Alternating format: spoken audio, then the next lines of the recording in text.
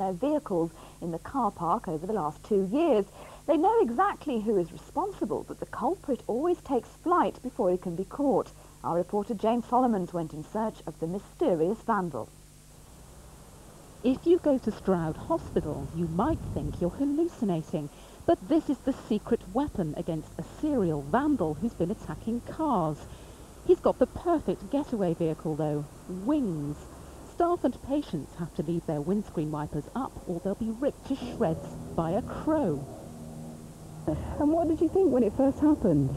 Well, amazed, I suppose, was the answer to that. But there again, we've invaded their territory, haven't we?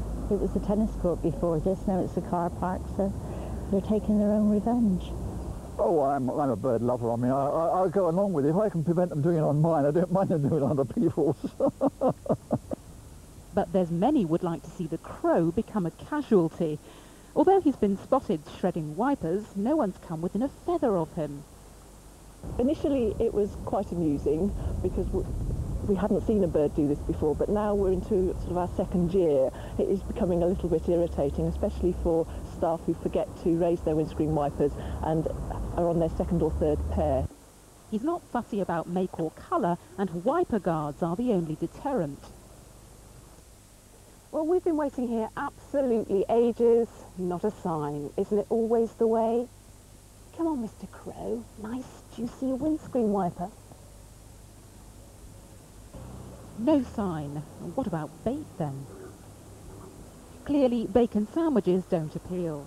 Aha! The villain at last, but not for long. He's rather vain. Experts say they're attracted to their own reflection. Having then seen a reflection, they then think, my goodness, this is something on, I better chase this bird off as well. And as I say, I suspect that there's a touch of devilment creeps in now. Having done it once, it thought that was all right. I can strip rubber off one windscreen wiper. I'll do it another time. And we had the funniest feeling he was crowing over us. Jane Solomons, HTV News, Stroud.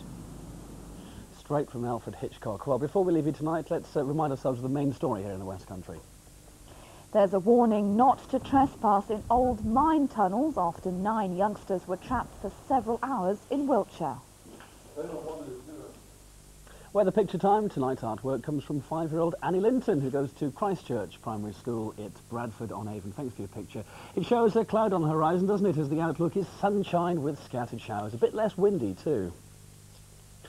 And finally, it was great to see so many of you at the Royal Bath and West show over the weekend.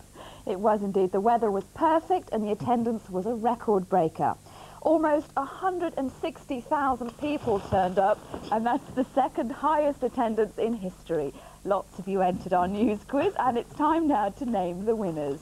Yes, at no expense spared, here they are. You can see we had a lot of correct entries. We made the draw this afternoon, and here are the runners-up. We'll get the sweatshirts and other goodies. Well done, all of you. The winner of the video, by the way, is Mrs. H. Gardner of Stoke Gifford in Gloucestershire. And finally, hello to 2 entrants, Eileen Long from the Wiley Valley near Salisbury and Sharon Halliwell from Honiton in Devon, who say they watch HTV News every night. Glad to have you folks with us. Thanks for taking part. Nice to have you back as well with us. Thank you, what a little Kevin. team we are. Thank you for watching. Do join us tomorrow at 6:30. The late news here on HTV is at 10:30. Till then, bye-bye.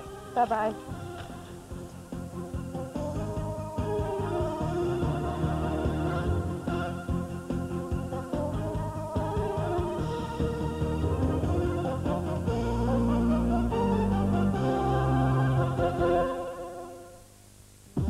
First thing we have to do is find a venue for the party. If things aren't complied with, they can close it down. Organising a free party. Go out and be mad. It's a hobby, isn't it? I'll see the wizard then. Bringing Bristol's underground scene into the open. The West Story, tonight at 10:40. Teaching's hard enough without opposition from your colleagues and family as well. The vast majority of staff are opposed to opting out. I can't afford to get involved. Okay. Quiet. You criticising me? What about enough of this, son? I hate this house. All they're worried about is their jobs, right? Right. Have you been sniffing something? They wouldn't like a scandal.